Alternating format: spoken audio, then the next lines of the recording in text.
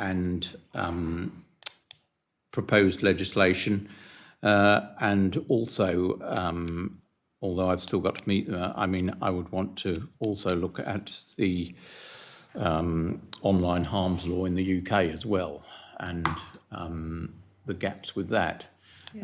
So Malcolm, you were actually at the meeting. I don't know if there's anything else that you were able to on what they focused on. Thank you. I chaired the first meeting, and what we wanted to do was some background work. So we invited all the telecommunications providers to attend that meeting, and I'm glad to say they all accepted and turned up. So that was JT, Shaw, HomeNet, and the CI Channel Islands Co-op. And so what we wanted to explore was what are the technological capabilities from their point of view where online harms might be able to be restricted. And one of the things that can be done is routers can be filtered. And they explained that actually that's a really good way of defending against harmful content even coming into the property. I guess the slight restriction on that is that applies to the whole household. So the router can't be partitioned where only children or young people could have access to, and adults could have access to a different part. But actually, when you think protecting against online harms, of course, is primarily pointed at children, but it's also pointed at vulnerable adults. And when you think about it, all adults, because I'm sure we've all seen content online that we would sooner not see. So that's something they can do. They also described a smartphone that some of the providers sell, and what they can do with some training with the parents is it's a very effective way of making sure that there are parental controls on the phone itself, which are quite difficult to circumvent. So it's not like you're just downloading an app which filters and can be bypassed. This is a phone which is specifically designed to still be a smartphone, still do all the things that a smartphone does, but it will filter out harmful content. And so what you can do is make it age appropriate. So the whole thing has a spectrum of what can and can't be allowed. The overriding opinion from the providers was that lots of parents do come in and just say, I want a phone. And they point them across to receive some training, and some of them say, no, I just want a phone for my daughter or my son, and that's it. So there is... I was just going to say about that phone whilst we're on it. Of course, it allows you, which a sort of dumb phone, as they doesn't, it still allows you access to the internet. Yeah. And I know one provider is certainly intending to sell if they're not already selling them. Yeah. And it uses AI to filter things out like nudity and what without blocking other things. I think it's an excellent tool for those parents who've got particular concerns. Quite sophisticated. No, that's fine. I can't remember where I was now. Where did I get to? You mentioned a few of the points, didn't you, about the smartphone? Yeah, got to the smartphone, and then so the online content being blocked from the router. I said, yeah, okay. So, but it was a productive meeting. Yeah. They were all on board, and they obviously all feel that this is pointed at their industry. And of course, they want their industry to be a safe place. That's what I was getting to.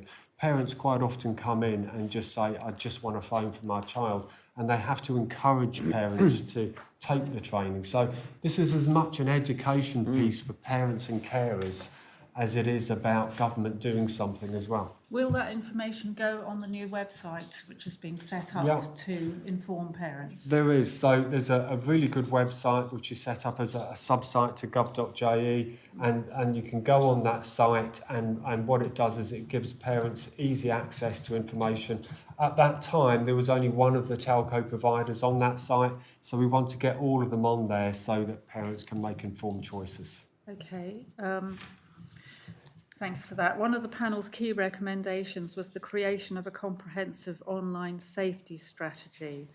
And the response was it was partially accepted, but the concluding paragraph indicated that it was rejected. So we just wanted that confirmed. There is no single strategy planned now. No, I don't know. Andrew, there isn't, is there? So the view that ministers had taken was that rather than spend time now writing a strategy that may change with a new administration. The view was focusing on the actions that are being committed to within this cycle of government, of which there are a number, and I'm sure the ministers will mention that. So there was a view of focus on action, not writing a strategy in the first instance. So one of these considerations was about the change coming up with elections and so on. Yeah, okay. Exactly. Right. Without a strategy, is there a risk of duplication or, you know, an uncoordinated approach to addressing harms?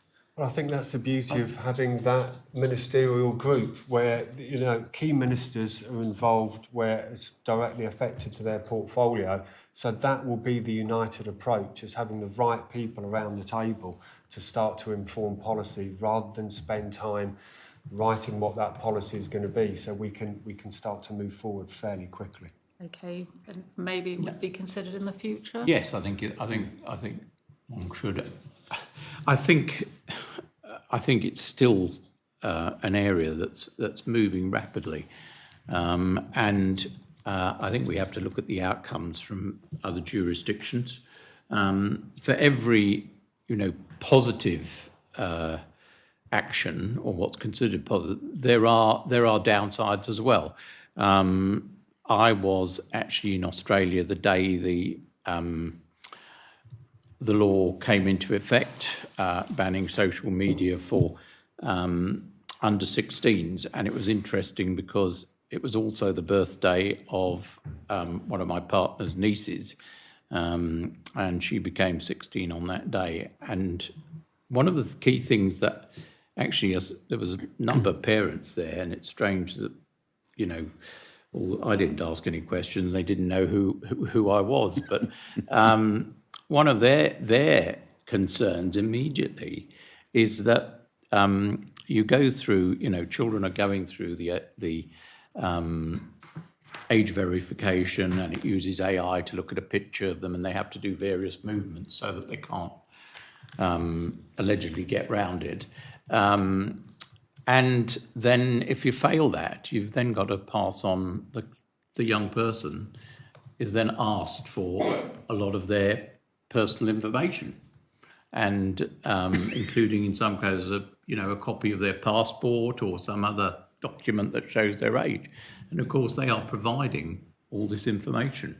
And not every provider has confirmed that they will delete that information. So that's, that you think it's very positive, but there's a downside already.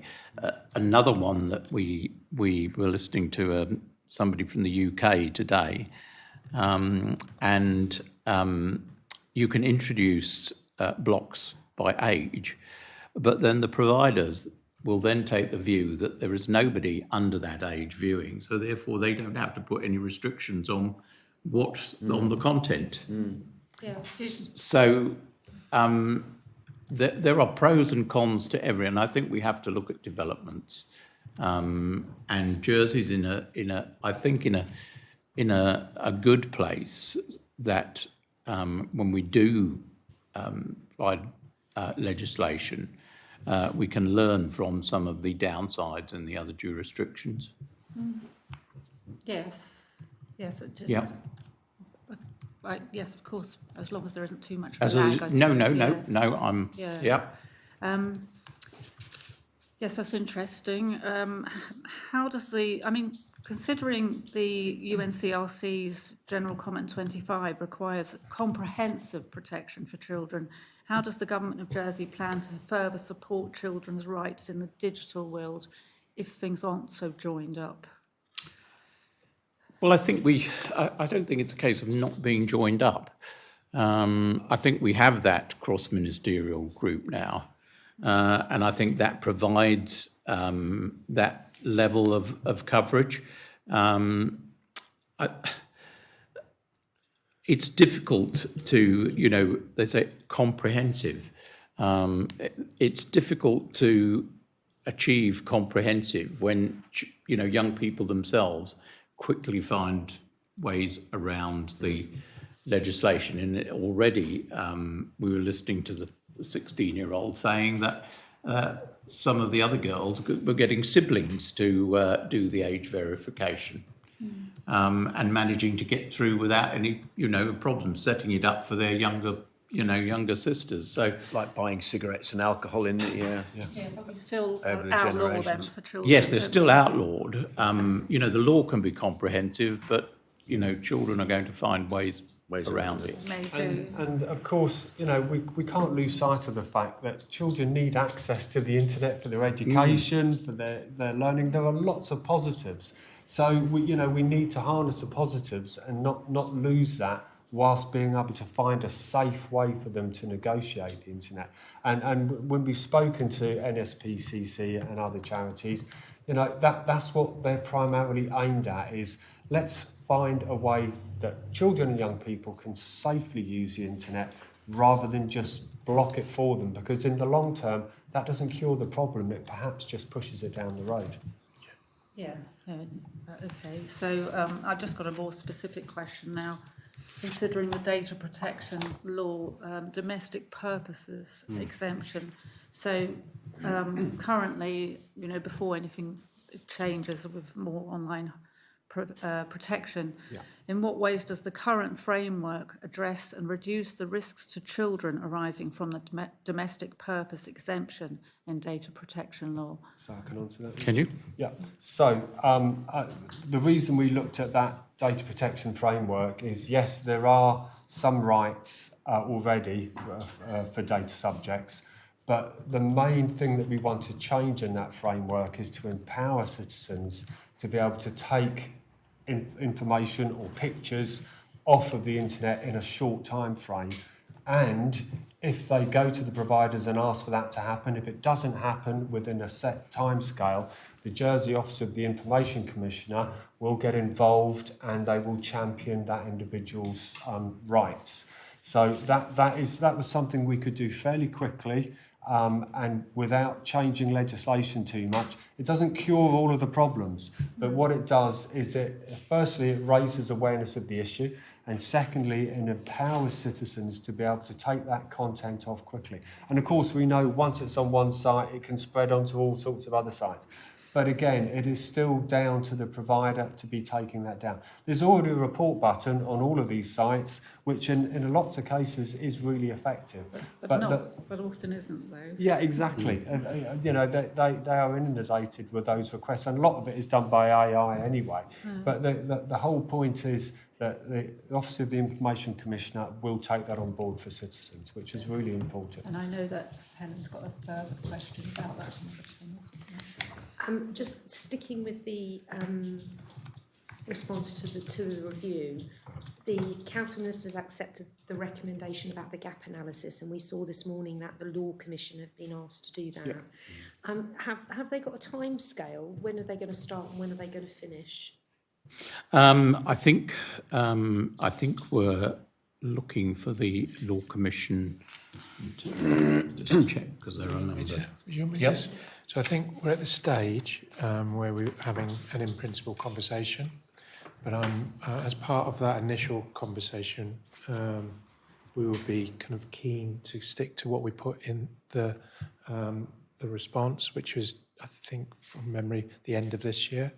So the intention is that a document that will be completed, the exercise will be completed in time with the newly arriving ministers and what have you, because that's the primary purpose, is a kind of a factual account. So it's the summer, really, isn't it? We Yeah, were looking to, summer. by this. Yeah. But at this point, Deputy, we are seeking the first conversation. Okay, so you haven't had a conversation with Not them yet. No, we're due Okay. to Planning next later week. there's a couple of holes in the diary. Yeah, Okay, there's a whole, thank you.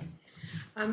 Going on to finding 13, which was about finding 13 said that there was no evidence that the Minister for Sustainable Economic Development's decision to reject the permissive extent clause for the UK Online Safety Act initiated any alternative work to address how local legislation could be developed to provide alternative protection for users in Jersey. That finding that we made was rejected, and we were just wondering if you can clarify the evidence for the rejection, please? So obviously, since the decision not to accept the permissive extent clause from the UK Online Safety Act, so several of the government departments have developed policies to develop local legislation that is more adequate and proportionate for a jurisdiction of Jersey's size. And one of those is that we've just covered is the removal of images and content that is in some way offensive to the person that viewed it, and that would be reported into a European body with the view that it can be removed within 48 hours. If that fails, then we have our existing route through our commissioner.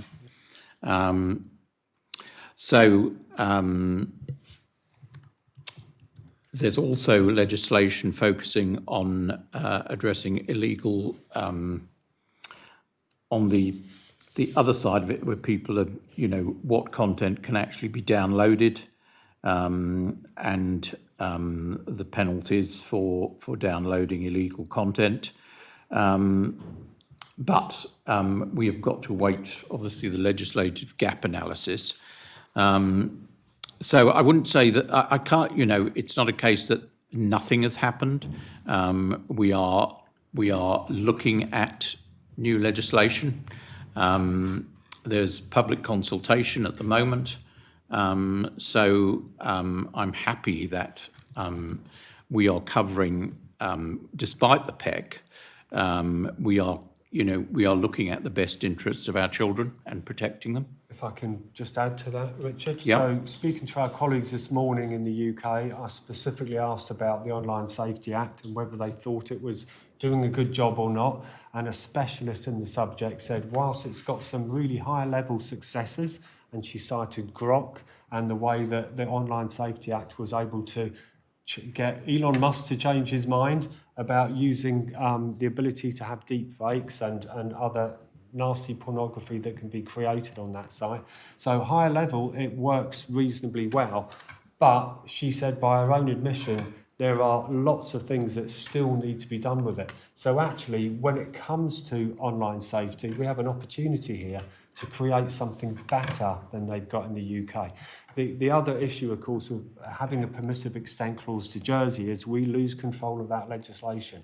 So if the UK decides to change the law, which may or may not be to our advantage, then we automatically have to enact that in Jersey. Sorry, it's just this question was that we wondered what evidence there was, because we could not find any evidence of work initiated after late 2022 before we started our review at the end of 2024. So our evidence was that there was no work initiated, because at that point there didn't appear to be anything. So we wondered why that finding was rejected. So earlier on in the whole process, Minister and I visited an online safety conference in Jersey, which was instigated by NSPCC and other charities there, which I think you were there.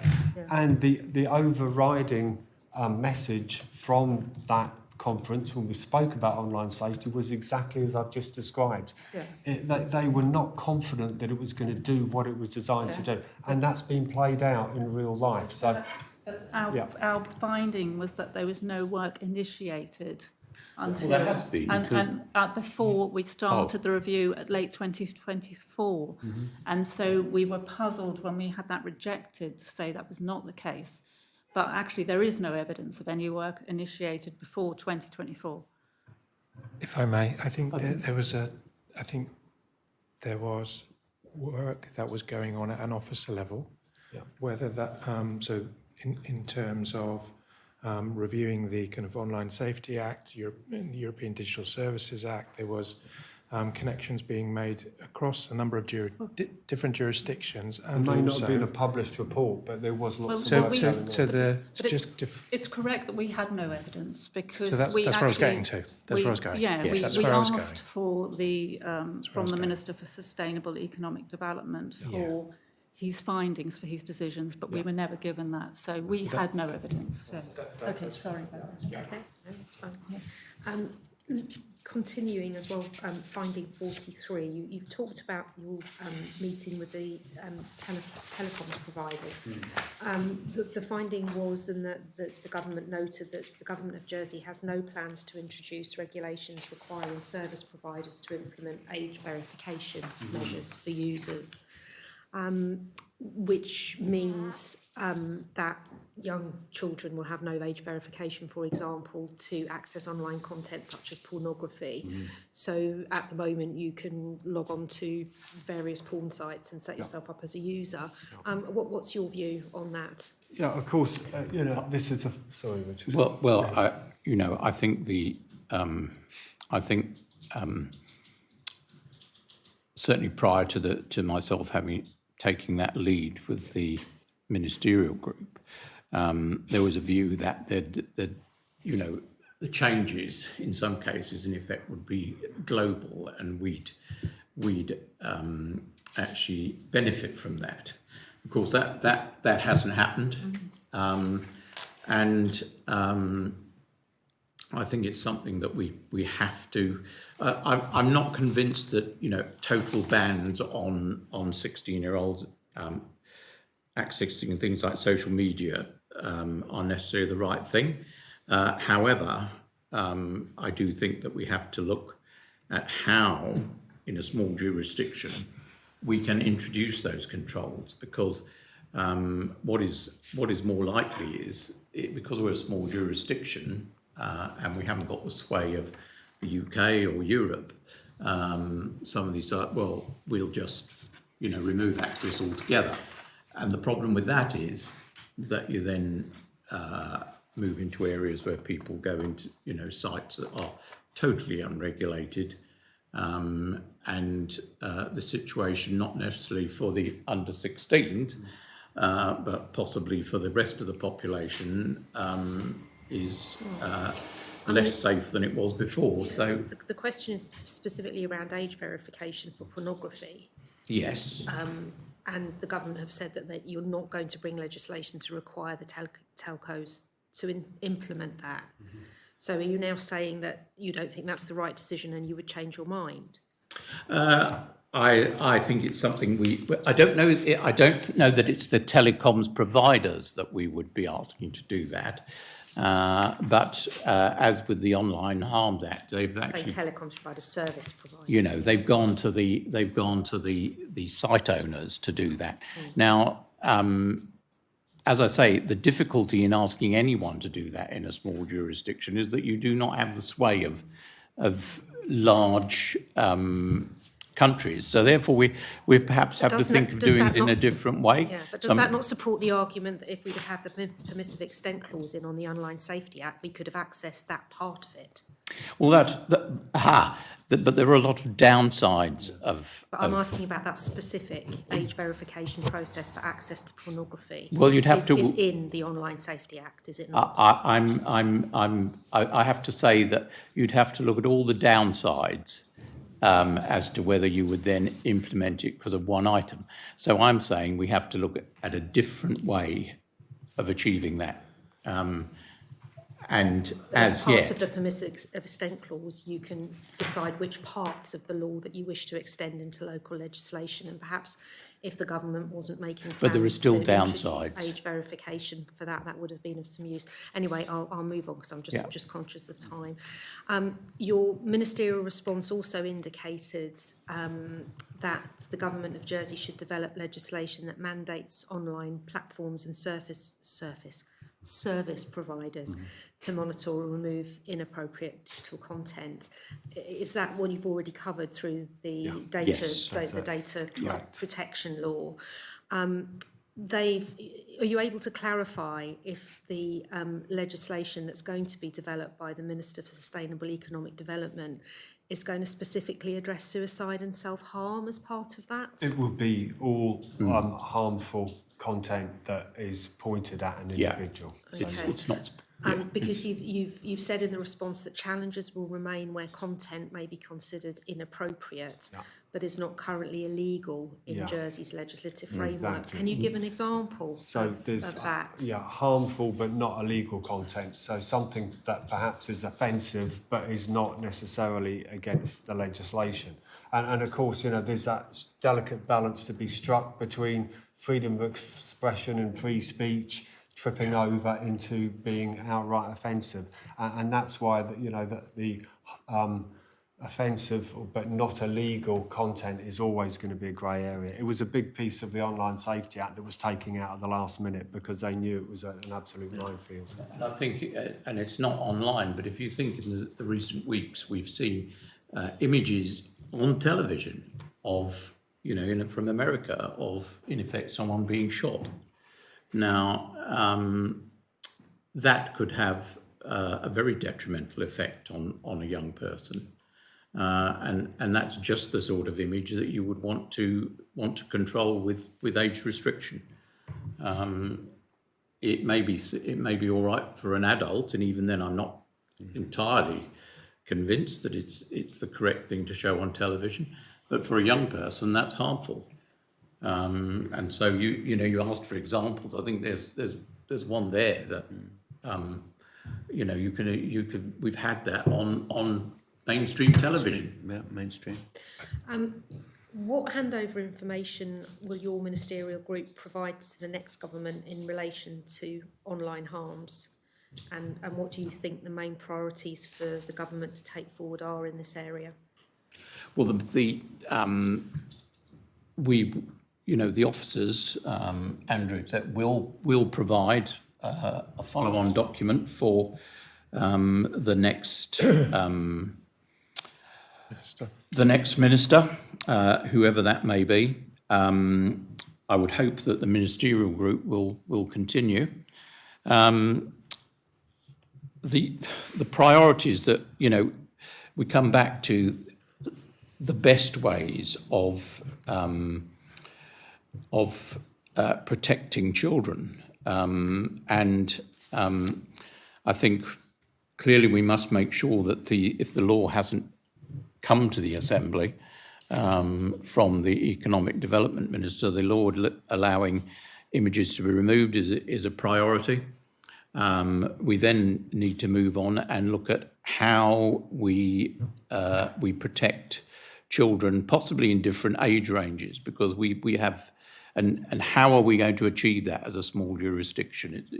It is a private, but there are some items that probably at 13 you would not, then 16. You have to. I think it's just a limit of 16 is probably a cliff edge, and we possibly need to look at tiering some of that. So those to me are priorities for the next government. They'll learn things from the gap analysis that the Law Advisory Commission's looking at, and it would be essential that they look at that and where those gaps are. Is there anything else that you'd? No, I think that covers pretty much all of it. Well, I know this is probably a silly question, but will the ministerial group continue over the summer? Because there's going to be quite a significant break in between when Parliament prorogues. Well, of course, I can't answer that because well, I know I won't be. That's why I said, is that a silly question? Will actually. Are you setting the direction for the work to continue? I would not want this work to stop. Right.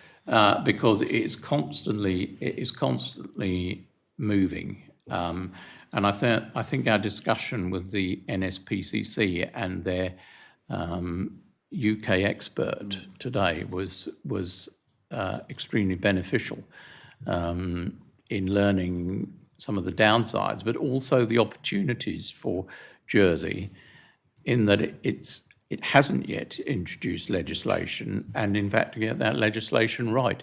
And I think handover files are really important for all the ministerial portfolios, because some items transcend political divisions, and actually what is for the best interest of children and young people in the island as a whole, and this is certainly one So of we're them. not going to stall this work. It'll just I wouldn't want it to stall. be like a flight path into the next ministerial team. Just to add, Minister, if I may, the officer group that is supporting the ministers will continue to meet and take it very seriously, making sure that any new ministers coming in are very clear about where we've got to. Okay, lovely, thank you. Excellent, thank you, Minister. We're going to go on to questions about the Jersey Play Plan. One of the play in the community actions for sites and schools to explore opening school grounds out of school hours and research which already allow this. Can you describe who owns that action and how it will be initially taken forward? Right. So the play plan in general highlights that as an issue. So thank you for pointing it out. The officer who was in charge of the play plan's publication and writing it all has now devoted a much greater chunk of her time to this piece of work going forward. It's a 3-year plan, and there will be a group set up in March of this year to look at specifically those actions and how to take them forward. So I think St John's School is one of the schools which is highlighted, where they have opened the facility outside of school hours so that children and young people can have a great safe space to play. We'd like to see all the schools doing that. Of course, we'll work with the new Minister for Education and Lifelong Learning, but that group will form part of that ambition to drive those actions forward, and that is certainly one of the top ones, because actually there's no cost. It can be done really quickly. We just need to get schools on board and making sure, of course, that the area is safe and all those sort of things. So there might be some considerations taken in before they can actually do that. But there is no reason in 80% of the cases that they can't be just throw their gates open and let the children use the equipment. Do you think there will be a requirement for extra fencing, perhaps, or There partition? might be some small things that might need to be done to make the area safe and secure and all that. So, and that's what that group will look at. What are the barriers? How can we put something in place quickly to make sure that that's circumvented and that those facilities can be used? And I'd hope that we actually make use of those grounds during the school holidays as well, because there's a major win there. The children want outdoor activities, and we don't use this. They're empty, and there are, so hopefully that's something that we looked at. One of the goals of the play plan is to improve access to play in each and every parish. How will the government support parishes and other organisations to encourage outdoor play spaces for children and young people? Okay, so part of it is working with the Connotabs, obviously, because I know that most Connotabs have identified the space. Some of it, of course, is going to be down to funding. But, of course, very often you can create safe play spaces. It's not all about apparatus. It's about finding a safe place for children and young people to play, and it can be done really cheaply sometimes. So, let's not get hooked up on just swings and roundabouts. It's also about what is a little wooded area where children can play safely, and what can we put in there, just some logs or whatever we need to do to make a really safe space for children to play. And that encourages children to do so. So if we look, and not just in town, but outside of town, play streets, which is a big thing in lots of cities, and you see lots of the schools are starting to close off certain areas, so they've got safer passage to school, safer routes to school, but also you could incorporate that, again, relatively inexpensively with a play facility on the streets, so children can play on the way to school. Well, Malcolm, I'm going to invite you up to my parish. There you because go. I have a road that is in fact closed adjacent to the school, Hasby, and I have offered it various people. Nobody has ever taken up the opportunity to use it as a play area. Street. I offered it for Play Street. cycle training. Didn't want it. It's tarmac, so there are some limit, but it's closed. Yeah. It's 100% safe. And So yeah, we better have a meeting to go up there and see it. Absolutely. Have you painted it red, Minister? Yeah, Paint it red. Yeah. I'll think about that. And of course, just before you ask the next question, Conatab, one of the most important things for all our thinking is that play spaces are accessible for children and young people who have got disabilities or sensory impairment or whatever obstacle it is that stops them from accessing the play spaces that are currently there. That's exactly my next question, Assistant Minister. The play plan references a number of ways that could help promote children with special needs attending various play experiences. And could the government provide support in terms of space provided itself or equipment to facilitate these measures? The government does own a lot of real estate. It does. I refer the Conatab to the answer I've just given. But, no, but you're right, to expand on that, of course, disability and inclusion is a really important part of the direction of travel of this government, hopefully subsequent governments. So we do need to do all that we can to make sure that those spaces are accessible and available to everyone. Part of what we're doing is developing a digital online map. And what that map highlights is not only where the play spaces are, but how accessible they are, where the parking is, where the cycle racks are, so people are using active travel to get to those spaces. And that digital map will continue to evolve and develop as the play plan lays out. Can I just ask, do you know what the time frame would be for that? When For it the might... digital map, Yeah. we've got it in a format, but we haven't actually quite published it. So there is still some data to be put onto the map. And so I looked at it fairly recently and I thought, for the sake of another month or so, let's have something which is polished rather than something which is incomplete. And my next question is similar to the one about the last topic, about the handover to the next government. How do you think the next government, and will you, in other words, encourage the next government in your handover to keep up with this strategy? So as I mentioned before, there is an officer who's devoting a lot more of their time to that. So the play plan is rolled out over a 3-year period. So that work, because it's already factored in, there was no budget attached to it, because when Deputy Gardner brought her proposition, we removed the need for budgeting. So it's within existing budgets. So there is no reason that work won't continue. And of course, the plan, as you quite rightly say, is a 3-year plan between 25 and 28.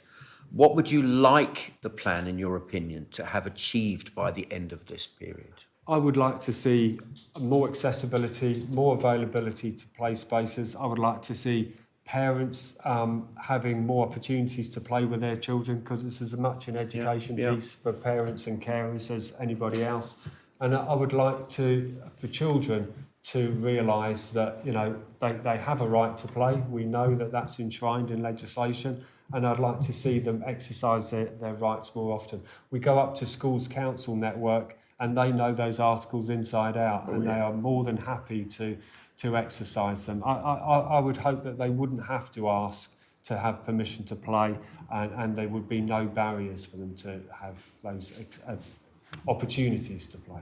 And in your opinion, how will the progress be measured over those 3 years? So we've got those actions, which is in the play plan. I'd like to see all of those actions ticked off by the end of the 3 years. That would be my ambition. Wonderful. Do you anticipate that central government funding will be required for elements of the strategy in the future? Some things are possible with little or no funding. Some things are going to need funding sooner or later. What I'd like to see is in the forthcoming budget that some money was allocated for the most needy areas. And that's why that digital map, it shows us all the areas of excellence. It also shows us where the gaps are. So some will just stand out a mile. And all we need to do then is find a piece of land which is available to everyone, and get, it might be a relatively small amount of money, it might be a bit more, but let's get that happening. Do you anticipate at this time, in your opinion, if there's any specific areas that you're thinking may need funding? I know that lots of parishes have highlighted pieces of land, parcels of land in their jurisdiction that with a small amount of funding, they could get something better than what is already there. So let's work with the parishes to achieve that. Okay, thank you, Minister. Thank you, Assistant Minister. I have some questions now about children's services. Right. Firstly, about the children's residential estate. So, Minister, the approved government budget included significant additional funding for the Loving Homes estate, and of this there was 1.934 million approved for the residential care budget in 2026. Can you provide an update as to the specific work to be undertaken this year? Okay, so the 1.934 million relates to the purchase and refurbishment of a property in St Helier, which will be utilised as supported accommodation provision for young people in care and leaving care, and to support their transition towards independent living. Now, I won't actually name the property, but it's in close proximity to where the new youth centre will be built.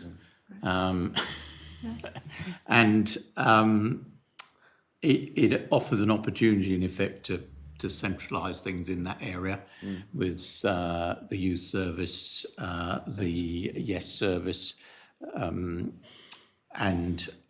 this accommodation. It's a collaboration with Andium Homes, who will also build, not in 2026, 3 one-bedded units adjacent to the property to provide semi-supported accommodation to assist young people in preparing for independence. And within relatively short time of, well, I would think 2 years, I would hope that we would then have the units at St Peter, which will allow that independence. There are 6 units. Again, that's being done in conjunction with Andium Homes. I don't think there's any danger of that not taking place, because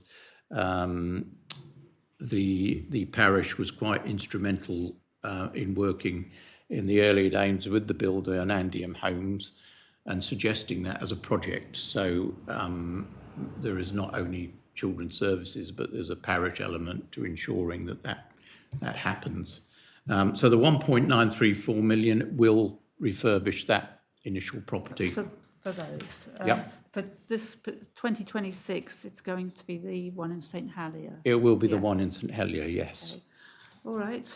There was also additional funding of £335,000 for greenfields in 2026, and then a pause in works till 2028.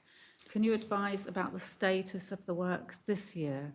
So the funding works for greenfields.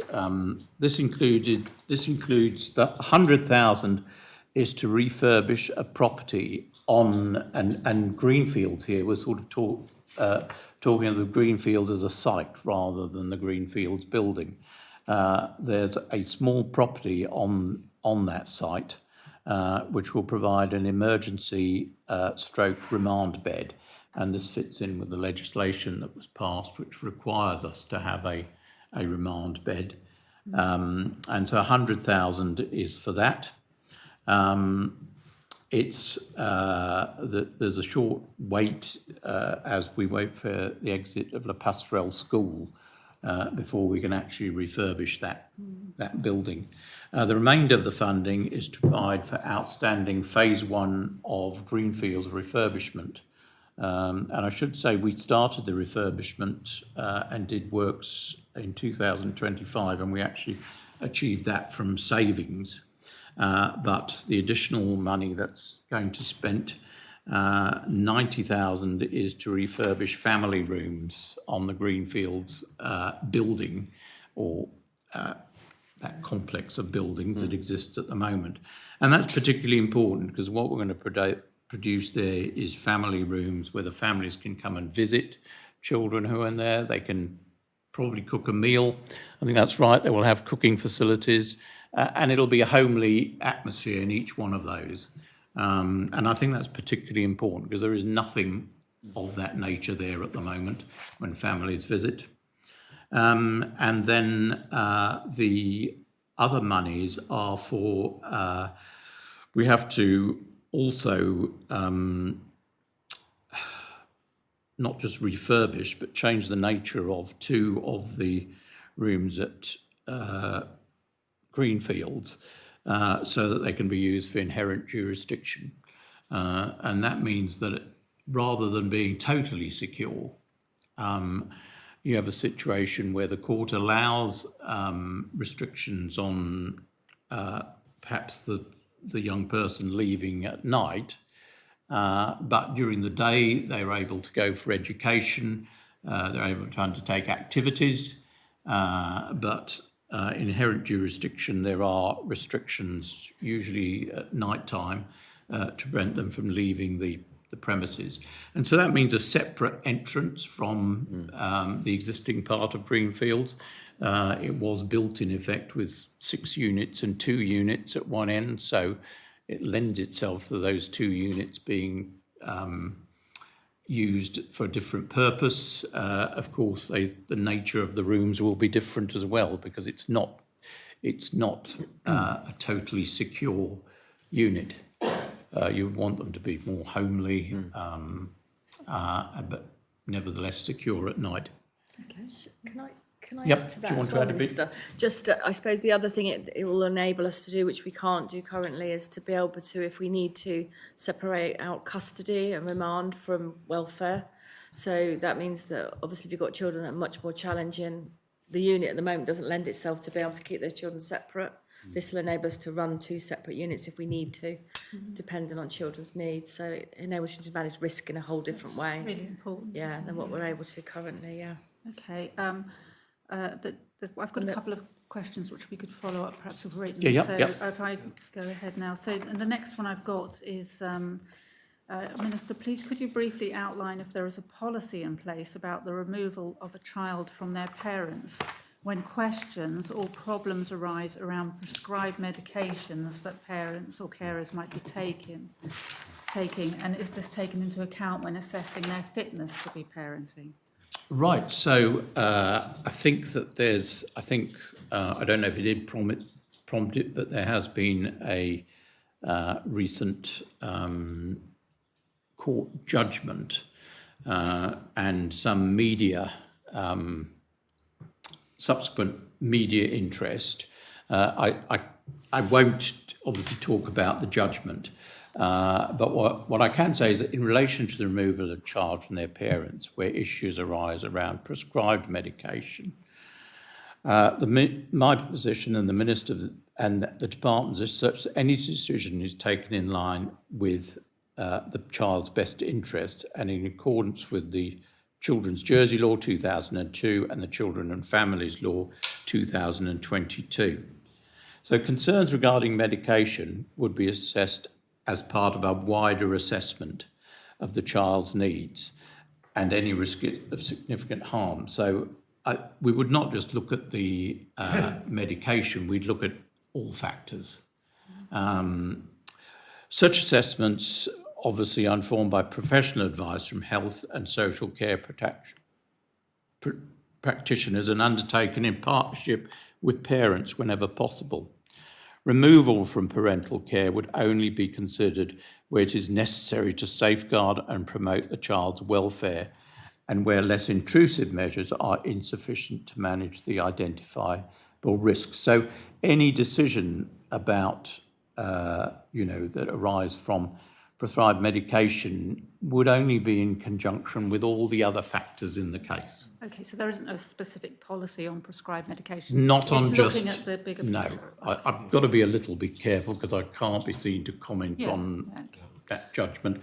I'm not sure that the media was necessarily reported. If you did look at the full picture, I'm not sure the media...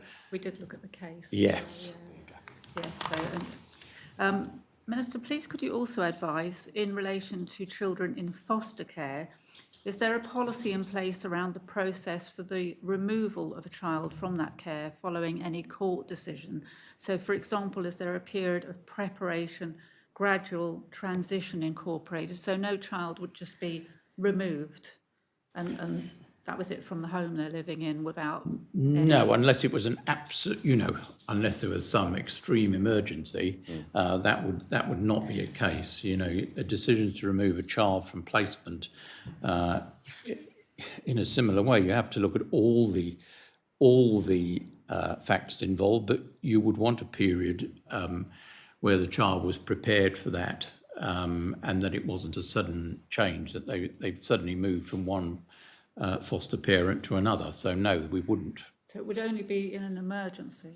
Oh yeah, and it'd have to be an extreme emergency for you to. Yeah. So I think probably it's about that question, because I think I don't know if I'm misinterpreting what you're saying, but I think if there's a court decision around a child moving, perhaps when foster care ends and a permanence placement's going to be the next part, and move to somewhere else as part of the court care plan for the child, that would happen in a very planned and considered way, because that would be a thing that you do, so that perhaps adoption's the plan, or going home, that would happen over a period of time, that would happen as part of that assessment team would say it needs to be this many days or this long, depending on the child's age. Younger children might move quicker than an older child. If it's a safeguarding concern, so there was a concern about the foster placement, then that would obviously be the same as any investigation and action that you would take to safeguard at a moment in time.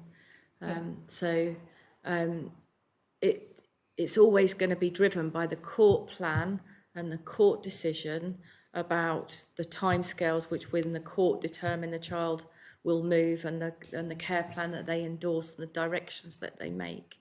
Yeah. So we would have to comply with that and work with that. Always, it could happen outside of a court decision. I think that's what I was safeguarding hinting. one, Yes, I can think of one where it was outside of our control safeguarding altogether. concern, So we're considering the child's rights, that would always be prioritised. So there would always be the aim to make a gradual transition for that child. Yeah, it depends it's always dependent on what the plan is and what's the purpose of that. Some children will be having lots of contact with their family during the time they're in foster care. And if they're having lots of contact, they've got a relationship. If they're going home, then they may go more quickly. If they're going to a whole new family for adoption and they don't know anyone, then that might look different, because they'll need more preparation to transfer their attachment across. If they're going to a whole different situation, perhaps into a care arrangement, that might look different as well. So I think it depends on who they're moving to and the relationship they've got, the people they're moving to, and the length of time it needs to prepare that. The professionals should be able to assess that need properly and have an expert view around it. Okay, thank you. I know I'm just going to ask a question about something which we raised, I think, in a previous hearing as well. So, Minister, please can you clarify what the policy is relating to the restraint of children and young people in children's homes? So, when the child might be going out and perhaps getting into potential danger somewhere at night. So the situation there is, unless it's inherent jurisdiction, that we cannot, if a child insists on leaving, we cannot ultimately prevent them from leaving. And that may seem strange, but nevertheless, it's contrary, I think, to the UNCRC. And I don't think any children's service in the UK would have a different policy. Unless, perhaps, if I can just add to that, I mean, Minister. inherent jurisdiction is the... Or unless there's a significant safeguarding concern Yes. at that moment, you knew that the risks were so high, you might then try to be more restrictive. Yeah. If it was if you thought that you had evidence that suggests that something was an immediate and imminent risk, then those staff would be able to make that judgment. Yeah, because- But it'd be very, very unusual, not just because they're going out. Contrary like to Minister says. what may have been reported at times in the media, staff will try to persuade the young person that it's not it's not the right thing to be leaving, and they will do their very best. But if they absolutely demand, then we cannot restrain them and prevent them from leaving. Okay, so for example, if a child is going out regularly and sitting on a bridge somewhere and threatening to throw themselves off, they would be kept, they would be restrained from leaving. We would do, you know, if you were aware that's what they were going to. If you knew at that moment in time that child's intention was going to go to that bridge, then clearly you might make that decision that you need to take safeguarding action. Okay. But you would have to be evidence-based because you're intervening and restricting that child's rights and their liberty. So you'd have to do that in a moment of time. If we had an ongoing issue about that child, for example, then we might then use, like the minister's saying, things like inherent jurisdiction to be able to do that in a more managed way because we know it's going to be a continuing issue. And I think you may be thinking of one particular site in Jersey, and there was some very good news in the last 24 hours that finally we have got work underway, which we've been requesting for some time, to close off that area. Good to make it. And that should be done in the next few days, in Week, fact. I think. A yeah, week. next week. That's good. So it has taken some, we have been working on it for a long time, but a decision's been made now to close that off. Okay, all right, thank you. Thank you. It was just some facts and figures really about children's services. If you have them today, if not, Yeah. we can write. It was just how many current vacancies you have currently in the service. So, It's on page. to get that To speak to that. I can do that one. So vacancies, if we go down the various areas, we've got 8 unfulfilled vacancies in children's services, 31.67 in children's residential service, 6.75 posts in CAMS, and 3 vacancies in the youth service. Now, I'll just say on children's residential service, that has been an area where for some time it's been difficult to recruit. The good news is that we have a review of terms and conditions that has started, and we would hope that will help in that case. I don't know if you were going to ask about the number of agencies That staff was that going to be the post. next question. How much? So, how many roles are in filled children's through temporary service, agencies? right? Yeah. In children's social work, 23 posts are currently agency workers. 15 posts in children's residential service. And I think that sort of indicates that we can only find 15 agency workers at the rates we're able to pay that will fill those posts. What was the cost? Have you got the total cost for agency for 2025? I have the total cost. Well, what I'll do is I'll give you a Yeah. comparison for 2024 and Yes, please. Yeah. So 2024, it was 5.762 million. 2025 was 4.48 million. So there was a saving of 1.23 million That's per because annum. you're able to recruit. Because we have into- reduced the into number of permanent. agency That's staff. good news, isn't it? That is very good news. And I've got to say that, you know, unfortunately, the residential staff, I believe it's is it over 10 years since they were last? Yeah, since the T&Cs were. And that's a situation that shouldn't Needed. ever be repeated because, you know, it's led to a lot of pressure on the system. And of course, providing a more stable workforce gives more permanency to the children and young people as well as the It staff. helps with behaviour, doesn't it? Yeah. How is the government's recruitment freeze affecting children's services? I know you're not affecting the front line, but what about the back office? Ooh, I think, Donna, you'd be best, but is Yeah, it? we've just got a bit of work going on about that at the moment. So trying to look at things that are part of the new improvement plan work and that we need because they're part of growth, how we navigate that pathway around the recruitment freeze, because some things are impacted through the system. And so it's trying to work out how we make sure that the things that the priority as part of the improvement plan happen. And that work's just happening with HR at the moment, and through the CEO, so that we get ourselves into the right space. So there's some pressures and things like administration roles, business support roles that obviously directly support social workers. So I think we've got to navigate a bit of that, because we've got to drive through the plan across the system and make it work. So thank you. yeah, but we've been working our way through it. So I'm confident we'll get there. And a lot of things are essential, like CAMs, social work roles, the frontline stuff is absolutely happening in the way it should. But you want the front line to be doing frontline work. Yeah, not doing office and admin administration. work. Yeah, Exactly. It's paying a social bit of workers a chicken lot. and egg, exactly. Yeah. Yeah, so I think we've got a little Chicken bit of and egg. work to do to navigate that in the middle of a big freeze across government. Yeah. Thank you. At our last quarterly hearing, we asked you about short break services, and you said that you had a project going on looking at the analysis of short breaks in order to make the changes to address the poor rating that was provided by parents and users. And are you able to provide an update on the status of that, please? Yes, so we have, Minister, I don't know if it'd help you if you want me to give the timeline that I've got for you. I haven't that got we the haven't timeline, sent to so you. yes, Shall I yeah, do yeah, that first, yeah. then you can talk to it? Would that be helpful? yep, So we've got obviously the project began November, late November.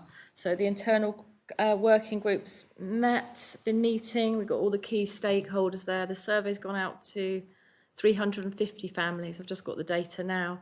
There's been 4 workshops with various family groups. The needs analysis is due the 1st, which is on time, and it's going to be met on time. It's just being concluded Feb. today, actually. Yeah, the 1st of Feb. So they were just having the meeting. That's why I've only just got the data now.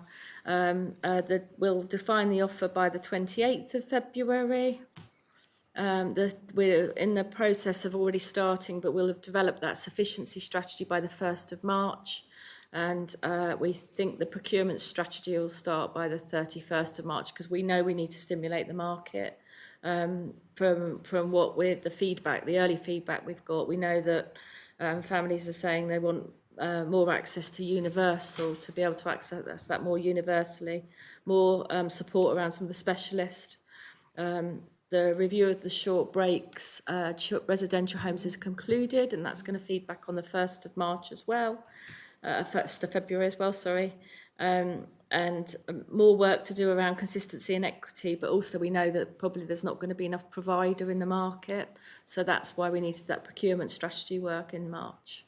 So it's well on its way. Yeah, thank you. But I think one how thing are that's- families being incorporated into the changes about service design? Are they included in the stakeholder work? So that work, whether with the survey first, which we've concluded, there've been obviously a lot of surveys gone out, and they'll be brought back into the analysis and the rest of the work around the sufficiency development as well. Okay, so when are parents likely to actually see some tangible difference to their short break So, service? I think things like the residential short breaks, which is in our gift, because they're ours, in our 2 short breaks homes, we'll be able to implement more quickly. So things like stimulating the market will have to come post the procurement strategy, because we'll have to go out with new procurement probably. So that won't be till later in the year, that new market stuff. Short breaks within our gift, we will be able to start to, what we're recommending is we will increase the offer we've got and utilise our 2 short breaks homes better. Okay. So I think we know we can do that. So Yeah. that work started, but it's a little bit dovetailed by the residential short break, the residential restructure that obviously impacts all those staff as well. So that terms and condition review started on the 12th of January, is due to conclude on the 14th of Feb. And then we've got a period where obviously staff will have to go through a new process. So that will hold it up a little bit, because we clearly need to get more residential staff. Okay, thank you. But it will happen quickly. I don't think it'll surprise anybody in that even the initial findings suggest that the current level of demand is unlikely to be met within the existing budget. Yeah. So something for the next government is to look at increasing the budget for short breaks. I think we were honest last time in that we knew this was an area that needed looking at. And you did say last time that you could increase the offer without extra money. Yeah, so I think We can do some, yes. residential, without a doubt, we know we can mobilise that. Capacity management, isn't it? Really? We'll have to do a bit of capacity work, but also I think we just need to be more creative because it doesn't always have to be an overnight, and we can use those 2 units much more effectively. And we've already done some things like our home care offer, which isn't short breaks, but it does take children out of the family and give a bit of a break. We've already mobilised a lot more money. We've doubled the budget there for home care. And we've also gone out to, or just about to go out with a different approach that means that we won't be spot purchasing everything. There'll be more contractual arrangements, which will help to get more stability in the provider market, and that'll help a lot because then there'll be more availability and more stability for families as well, much more stability that they know that they'll be able to have their break and that will keep happening, or their home care. Yeah, that's good news. So yeah, we've done some stuff, and there's quite a firm plan. I mean, outside of our own Done quite place, well. you know, we don't know that there are actually enough suitable providers on the island to do the, yeah. It is a problem. Yeah, market for us. So development. maybe always new been people that, will yeah. enter the market. Yeah. But they When need our- support when our to do budget that, you know, is- and that's part of the commissioning Yeah. process, isn't it? And coming away from spot Yeah. purchasing, because Yeah. then you'll make it viable for providers to say, I'll have X number of staff and I can offer Y. So we've just done that quite successfully with our home care, just started to, haven't we? And so I think once we start to follow that similar proposal into the next bit, when we're clear about what the sufficiency need is, I think we'll be able to mobilise some bits quite quickly, and some market provision will take a bit longer. Okay, thank you. Thank you. You're up. Glasses on them. There you go. The Children and Young People Emotional Wellbeing and Mental Health Strategy was for the period 2022 to 25. Can you confirm if that strategy will be renewed this year, and if so, when? Do you want me to answer, Minister? Yes, please. I thought I thought it prompted you. Put his glasses on. You know. Yeah, so the previous strategy covered multiple different areas, more than CAMS. We did a formal review of the implementation of that strategy towards the end of 2025. If you want to give me for me to give you some headlines, that has been largely implemented. As you know, we've had significant investment and redesign of CAMS services. We expanded staffing from 17 to 80 full-time staff. We've redesigned services, such as now having an early intervention service with mental health practitioners attached to clusters of schools. We've got a dedicated neurodevelopmental service, which was timely given the volumes of requests for neurodevelopmental assessments. But we've had, and I think we'll come to some of the successes we've had with our assessment data shortly. We have a dedicated crisis and assessment service now, and we expanded the time of that service from 8 a.m. to 8 p.m. 7 days a week, alongside CAMS nurses in the adult service, so that we now have 24-hour CAMS nurses on duty in Jersey, which is a success. I guess from the expansion and development of service, we've obviously reflected that there was work done on governance, risk, data, quality and assurance, and we've now been through our third Jersey Care Commission and Royal College of Psychiatry inspection with year-on-year improvements and closer meeting on standards. So I think we've had quite a successful implementation of what was a very good and robust strategy. As we go now to as we're now in 26, last year significant work was done on the next mental health strategy, which is going to run from this year to 2030. It's going to be an all-age mental health strategy, and significant work has been done by mental health with Donna and Andy Weir as Director of Adult Mental Health and Adult Social Care as the responsible officers. There's been huge amounts of stakeholder engagement, lots of analysis, and we've just recently in January had 2 workshops where we've looked at all the results of the work completed on that and the key themes that have come out and the key actions. So those workshops were very well attended by a mix of professionals, charities, people with lived experience, family carers, etc. and work is now being done by mental health to shape that into the final strategy. So in the next few months, we will see that strategy begin to be launched. Sorry, you said all age, so it's not going to be separated as children and young No, people? no, Okay. yeah. He's taken out 4 of my questions, Chair. I mean, it's ludicrous. How What? how is an all age one beneficial? Yeah. How do you not lose the focus on children and young people in particular? Well, it's going to be, within that, we're going to have sections that are dedicated to the 2 different areas. But for example, one of the key themes that's come up again is transition, development of integrated pathways.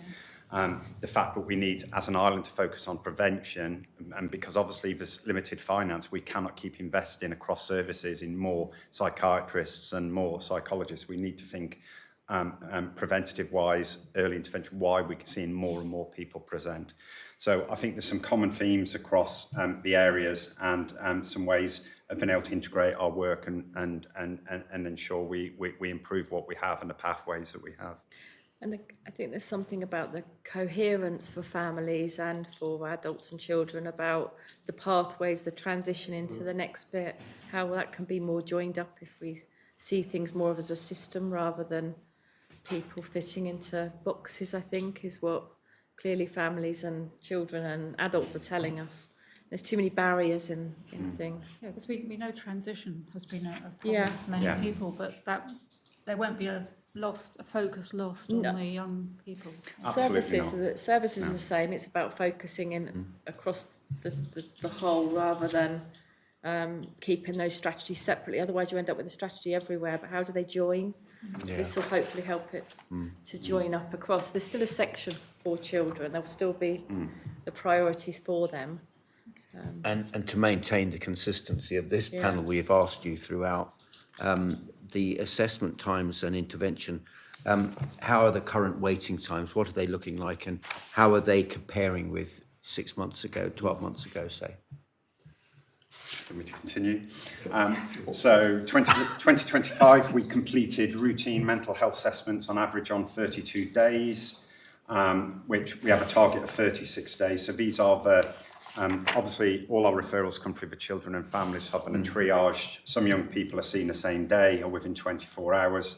The ones that are rated the lowest as routine mental health assessments, we completed on 32 days. Which was really quick, and in our NHS benchmarking, where we compare to all UK CAM service, we were one of the quickest for mental health assessments. So that was really good. In 2024, it was 31 days. Last year, 32 days. So not much difference in them. The neurodevelopmental assessments clearly were more of a challenge. Last year, we completed in 71 weeks, compared to 55 weeks the year before. I think we need to acknowledge that since between 2020 and 2024, we received 1,012 referrals for autism assessments and 1,342 referrals for ADHD assessments, which was a significant challenge on such a small service to be able to address. What I would say is that 71 weeks compares extremely favourably to waits in the UK. What I'd also... 3 years in the UK, is it? Yeah, more in some... Are you going to give the good news? Or In terms of a number of assessments? Yeah. Yes, so so That's last some year, good news, last year we completed a record of 649 diagnostic assessments in one calendar year, which included 476 ADHD assessments and 137 autism assessments. So we completed nearly 4 times as many assessments as we had referrals last year. So we're in a current position now where we only have 103 young people now waiting for ADHD assessments and 224 waiting for autism assessments. Of those 224 for autism assessments, we're about to allocate 120 to a virtual assessor partner, which we've got funds for, and we've obviously added a significant internal capacity for the rest. So what we should see this year is a clear reduction of the backlog that's caused some of those timescales and much shorter waits this year. So I think that's a good news service. Service worked particularly hard to address that. and any spare funding that we've had in terms of post not being recruited, we've paid for private diagnostic assessment. So an That was awful my lot of work next. has God, gone she's into doing that. it again. Sorry. I was just I wondering. think there was, if we go back to 2023, there were almost 1,000 referrals that In came one in year, in yeah. 1 year? Yeah.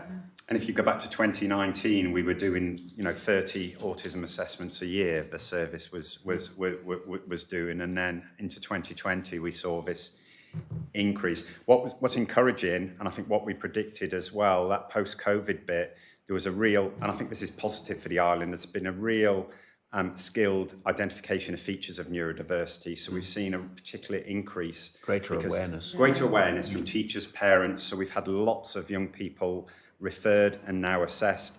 Last year, numbers referred dropped considerably, as we expected, because, obviously, hopefully most people with features have now been assessed and are getting support. So we should see smaller numbers coming in, and with our increased capacity, we should see a bit more consistent, shorter waiting times going forward. Are you aware of the impact of private assessments on the service and how that has affected your service going forward? Well, it's been vital. So at the end of last year, we found some more funding. So we had two locum psychiatrists work full-time privately on ADHD assessments. That's all they did for the remaining months of the year, helpfully getting us on top of some of them. And as you know, we've had a virtual autism assessment partner who do virtual autism assessments, which is very helpful for some families who like to have that from the comfort of their own home. As that contract had been in place for 3 years, we've just gone through a tender process. We've had a significant number of applications for that tender this year, and I've got interviews tomorrow to finish that. And by the beginning of next week, we'll award a tender again for this year. And we have funding for around 120 autism assessments this year from that company that will be allocated. So that gives us good capacity, and we need that with being such a small service and the volume of the referrals coming through. Very good. Final question from me, I believe, is, Minister, can you provide an update about the future location of CAMS? The future location of CAMS, well, there are new premises for CAMS to move to. Not new to the government, but a building that we've had before. Are we saying we're that? We haven't signed. The lease haven't should be signed signed by We haven't tomorrow. signed the because lease, I think so- it's been Day reported in the We media because can't. planning applications, No, etc. Don't The- say anything if it's But- commercially sensitive. But we have new premises. Good, And we good. should have a move this August. Is the current planning. Keep us informed, that's all we Yeah. need. Okay. Okay, thank you. All right. Thank you, Darren. Can I just ask a question? You mentioned about the tender process for those services offering a virtual assessment. When working out who to choose from in that process, do you consider feedback from families, parents and children on who've gone through that process? Yes, we have. So obviously everybody that has a virtual assessment completes the feedback form. I must say we've been really pleased with the company that have been providing that service. But there's been a significant interest in the current tender, and part of why we're now interviewing, because there was a number of companies who applied that scored very closely in that process. So part of the reason why we're interviewing now is to get a feel of how they would be in front of families. We've also got lots of information as part of their submissions over existing contracts and feedback from those services as well. So we're taking it into consideration, but it's been quite an endeavour. Did any local providers come forward to bid? No, all off island. Is that because you were asking for virtual service, or were you just asking for a diagnostic service? It was asked for a virtual service because of the increased capacity that we've had. That's worked very well, where we can give families a choice of either coming into CAMS or one of our other centres to have their assessment, or actually doing it at home virtually. Obviously, there's some children and young people that really struggle coming into clinical appointments and managing that with associated behavioural issues and challenges for parents. So for some families, they've said it's been much easier to do to be able to have the option of doing their assessments from home. There's obviously some challenges with that, and sometimes it might need follow-up work done by our service as well, but we've certainly found it being a helpful addition to what's been offered. So every child will have a choice of whether to have a virtual assessment or face-to-face assessment. That's good. That's good. Right, the big question, Chair. Yeah, I mean, considering it is our last public hearing as a panel, review all, Minister and Assistant Minister, what are your overarching reflections on this term of office? I'll ask all the question now. So, which commitments remain unfinished and what initiatives are currently in progress that may be carried forward by the next minister should they choose to do so? So overarching reflections and what's sort of ongoing as well. I think one of the big ones is the residential plan for children's services. I'm very pleased to have been the minister when we were able to persuade the government that we needed to move away from short-term lets of premises that we were allowed to have, and that we could move to a proper residential estate. That will be something that the next minister will be responsible for, but we have the money secured. So I'm very pleased that it's something that will happen, and it will finally give children's services security, but also the children security, in that they know they will be in those homes for whatever time they're required to be there, and that they won't suddenly be moved somewhere else. We've had a succession of houses, even in the relatively short time I've been the minister, and that wasn't a situation that we could allow to continue, and I think that disruption hasn't provided good outcomes for some of the children. Yeah. So that's one. We've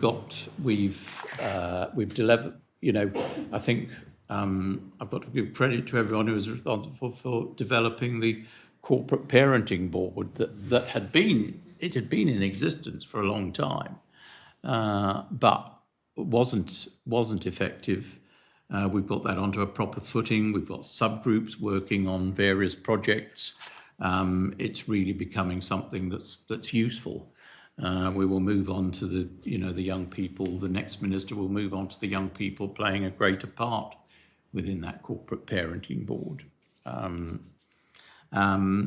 So those are two. I think we've very recently, with the law came in this week, but with remission has been introduced. What a positive thing that was. We have actually one of the young people who played a quite valuable part in that, and I think one has to thank her for highlighting the problem. So very pleased about that.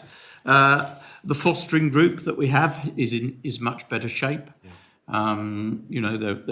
There's more work to be done, but there's positive signs there.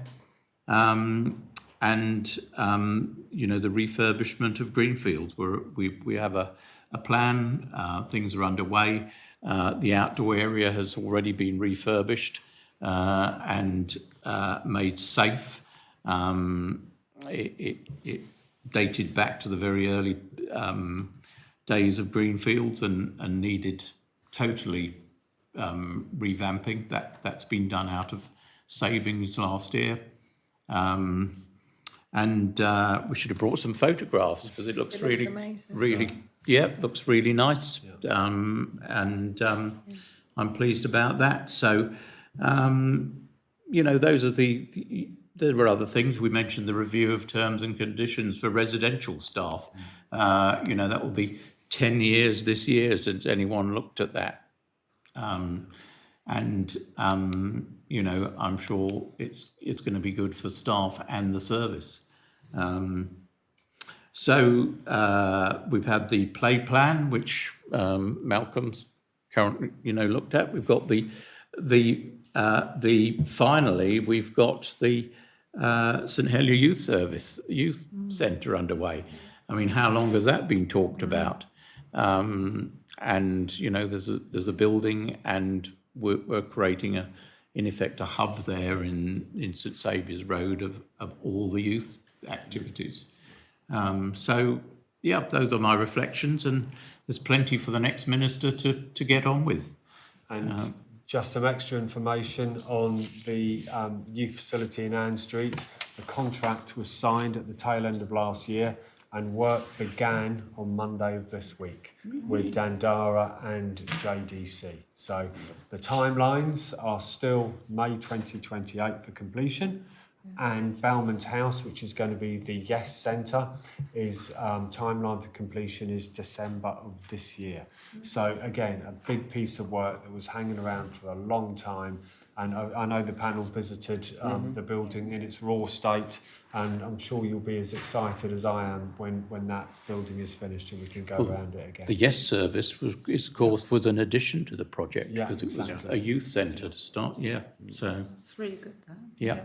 I mean, what I'd like to say, I'd like to thank all of you for the very positive way that you've dealt with me. Very fair. It's what scrutiny should be. You know, I'm not sure that every scrutiny group perhaps works in the same way, but I have to say, you know, it's been a pleasure, actually. So thank you very much. We're not doing our job. It's been a pleasure. But you are doing your job, because it's constructive. It is constructive. Everything that you've ever asked and you've ever dealt with is constructive. And I would like to say thank you very much.